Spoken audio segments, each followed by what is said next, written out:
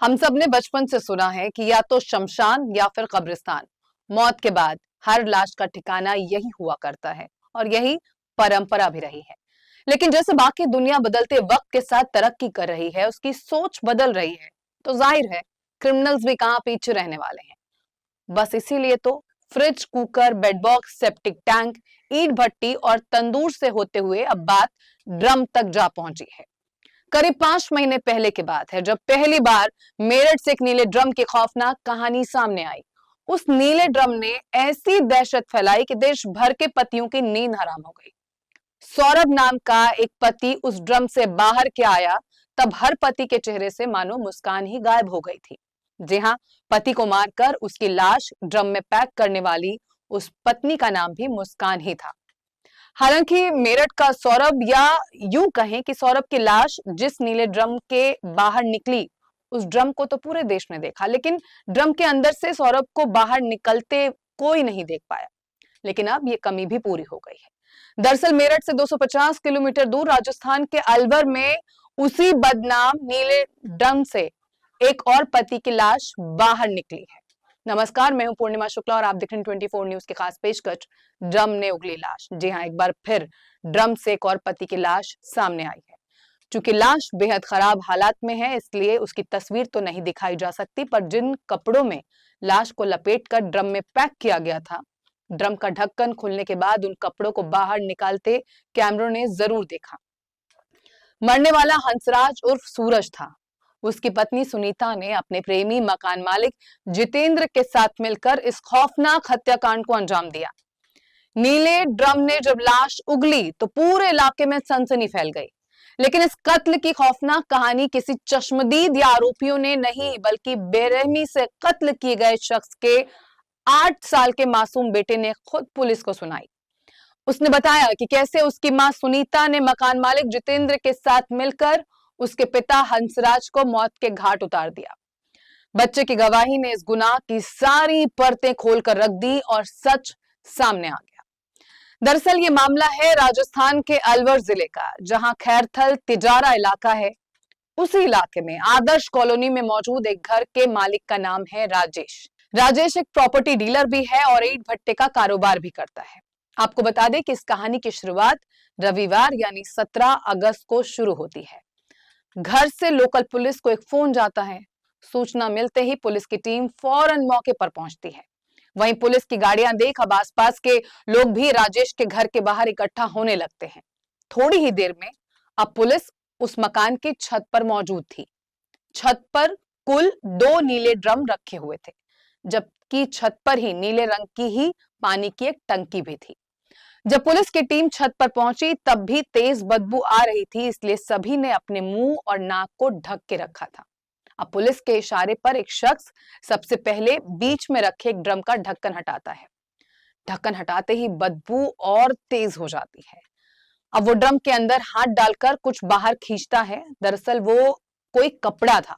बदबू इतनी ज्यादा तेज थी कि वो ड्रम के करीब जाता है और फिर तेजी से पीछे की तरफ हटता है।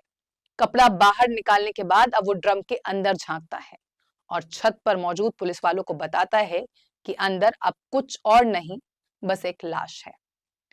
तो मेरठ से 250 किलोमीटर दूर राजस्थान के अलवर इलाके में इस बार नीले रंग के ड्रम ने जिस शख्स की लाश उगली, उसका नाम हंसराज उर्फ सूरज था।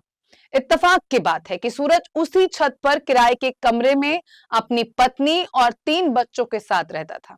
यानी यहां भी नीले रंग के ड्रम ने कायदे से एक पति की ही लाश उगली। कमाल की बात यह है कि जब सूरज ड्रम से बाहर आया तब उसकी पत्नी अपने तीनों बच्चों समेत गायब थी। सिर्फ इतना ही नहीं, घर के मकान मालिक और मालकिन यानी राजेश और मिथिलेश का एक बेटा जितेंद्र भी गायब था। आपको यहां बता दें कि यूपी के शाहजहांपुर के रहने वाले सूरज की शादी 8 साल पहले सुनीता से हुई थी। दोनों के 3 बच्चे हैं। सुनीता को रील बनाने का शौक था और सोशल मीडिया का चस्का भी। करीब 2 महीने पहले सूरज नौकरी के लिए सुनीता और तीनों बच्चों को लेकर राजस्थान के खैरथल तिजारा इलाके में आया था। वो एक ईंट भट्टे पर काम करने लगा था। उसी ईंट भट्टे पर जितेंद्र नाम का एक शख्स मुनीम था। एक साथ काम करने की वजह से सूरज और जितेंद्र में दोस्ती हो गई थी। दोनों साथ अक्सर शराब पीने लगे। इसी दौरान जितेंद्र की मुलाकात सुनीता से हुई। फिर उसने सुनीता की रील देखी, जिसके बाद धीरे धीरे दोनों में प्यार हो गया। लेकिन बरसात के मौसम में ईंट भट्टे का काम रोकना पड़ता है। काम बंद होते ही अब सूरज अपनी पत्नी और बच्चों के साथ वापस शाहजहांपुर लौट रहा था, लेकिन जितेंद्र ऐसा नहीं चाहता था। लिहाजा उसने दूसरा काम दिलाने के नाम पर करीब 1.5 महीने पहले सूरज, सुनीता और उसके बच्चों को किराएदार के तौर पर अपने घर में रख लिया। जितेंद्र अब जानबूझकर सूरज को ज्यादा शराब पिलाने लगा। वो नशे में होता तो सुनीता से मिलना उसके लिए आसान हो जाता। वहीं शराब की अचानक लगी इस नई लत से सुनीता बेहद परेशान थी। उसने सूरज की इस लत के बारे में मकान मालकिन यानी जितेंद्र की मां से शिकायत भी की थी। वहीं सुनीता और सूरज को अपने घर में लाने के बाद से ही जितेंद्र सुनीता के साथ मिलकर उसे रास्ते से हटाने की साजिश बुनने लगा था। शायद कहीं ना कहीं उन दोनों के दिमाग में मेरठ की मुस्कान और मुस्कान का ड्रम दोनों था। इत्तेफाक से जितेंद्र के पिता राजेश के ईंट भट्टे पर भी पानी के इस्तेमाल के लिए ड्रम का काफी इस्तेमाल होता था। चूंकि ईंट भट्टा बंद था, लिहाजा राजेश कई ड्रम उठाकर घर ले आए थे। वहीं हत्या से 1 हफ्ते पहले सुनीता ने अपने मकान मालकिन मिथिलेश से पानी की किल्लत की आड़ में एक ड्रम मांगा, जिसके बाद मिथिलेश ने उसे ड्रम दे दिया। वहीं जन्माष्टमी के दिन यानी 16 अगस्त की शाम सूरज को पड़ोसियों ने आखिरी बार देखा था। उसके बाद सूरज कभी किसी को दिखाई नहीं दिया। अगले दिन यानी रविवार 17 अगस्त की सुबह जब मिथिलेश छत पर गई तो सूरज, पत्नी सुनीता और तीनों बच्चे भी घर पर नहीं थे। यहां तक कि मिथिलेश का बेटा जितेंद्र भी घर पर नहीं था। उसी वक्त मिथिलेश ने महसूस किया कि छत पर एक अजीब सी बदबू है, जिसके बाद ही उन्होंने पुलिस को इसकी सूचना दी। पुलिस की मौजूदगी में जब इस नीले रंग के ड्रम को खोला गया और लाश बाहर निकाली गई तो पता चला कि इस ड्रम के अंदर लाश के ऊपर बहुत सारा नमक डाला गया था, लाश को जल्दी गलाने के लिए।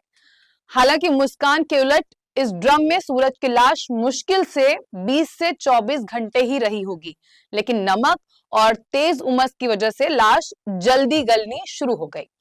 अब चूंकि जितेंद्र, सुनीता तीनों बच्चों के साथ गायब था, लिहाजा कत्ल की तमाम कड़ियों को जोड़ने के लिए पहले जितेंद्र और सुनीता का पकड़े जाना जरूरी था, ताकि पूरी कहानी परत दर परत सामने आ सके। अब पुलिस को इसमें ज्यादा दुश्वारी भी नहीं आई। 24 घंटे से भी पहले जितेंद्र और सुनीता दोनों पुलिस के शिकंजे में थे और पूरी कहानी उन दोनों ने पुलिस के सामने बयां कर दी, जिसके बाद इस नीले ड्रम का राज फिर से खुल गया। इस हत्याकांड का सबसे बड़ा गवाह हंसराज का 8 साल का बेटा हर्षल बना। उसी ने इस पूरे हत्याकांड का खुलासा किया। अब मासूम ने खुद पुलिस को बताया कि उसकी मां सुनीता और मकान मालिक जितेंद्र अंकल ने किस तरह मिलकर उसके पिता को मौत के घाट उतार दिया। बच्चे ने कहा कि मां ने ही पापा की लाश ड्रम में डाली और ऊपर से नमक छिड़क कर पत्थर रख दिया।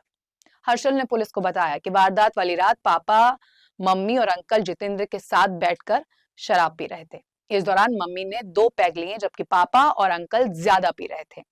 इसी दौरान उसके पिता ने आपा खो दिया। इसके बाद पापा ने उसकी मम्मी को मारना शुरू कर दिया, जिसके बाद अंकल ने मम्मी को बचाया और हमें तीनों बच्चों को कमरे में सुला दिया। हर्षल के मुताबिक सो जाने के बाद रात में जब उसकी आंख खुली तो पापा बेड पर पड़े थे। सुबह उठा तो देखा पापा वहां नहीं थे और जितेंद्र अंकल भी मौजूद थे। तभी अंकल जितेंद्र ने कहा कि तेरे पापा मर गए। इसके बाद माँ और अंकल ने मिलकर पापा को नीले ड्रम में ठूस दिया और ऊपर से नमक डालकर ढक्कन बंद कर दिया। बच्चे ने पुलिस को बताया कि उनका मकान मालिक अंकल जितेंद्र अक्सर उनके घर आता था। वो मम्मी को प्यार करता था और हमें टॉफी और दूसरी चीजें लाकर देता था। यहाँ तक कि हमारे स्कूल में एडमिशन भी उसी जितेंद्र अंकल ने ही कराया था। पापा को जब इस रिश्ते की भनक लगी तो वो भड़क उठे और अक्सर मम्मी से मारपीट करने लगे। ये सब अब आए दिन होने लगा था। हर्षल ने पुलिस को बताया कि मारपीट के दौरान गुस्से में पापा मम्मी को बीड़ी से जलाते थे। एक बार गुस्से में उन्होंने मुझ पर भी ब्लेड से हमला किया। रोज रोज की इस मारपीट के बीच मम्मी और अंकल का रिश्ता गहराता गया। आखिरकार दोनों ने मिलकर पापा को रास्ते से हटाने की साजिश रच डाली और इसी के बाद उन दोनों ने मिलकर उसके पापा को मार डाला। अब भले ही ये कहानी प्यार, धोखा और हिंसा की कहानी हो, लेकिन सच कहें तो अलवर की सुनीता मेरठ की मुस्कान से भी ज्यादा खौफनाक निकली। फिलहाल इस पेशकश में इतना ही। बाकी की ताजा तरीन खबरों के लिए आप बने रहें 24 न्यूज के साथ। मुझे दीजिए इजाजत। नमस्कार।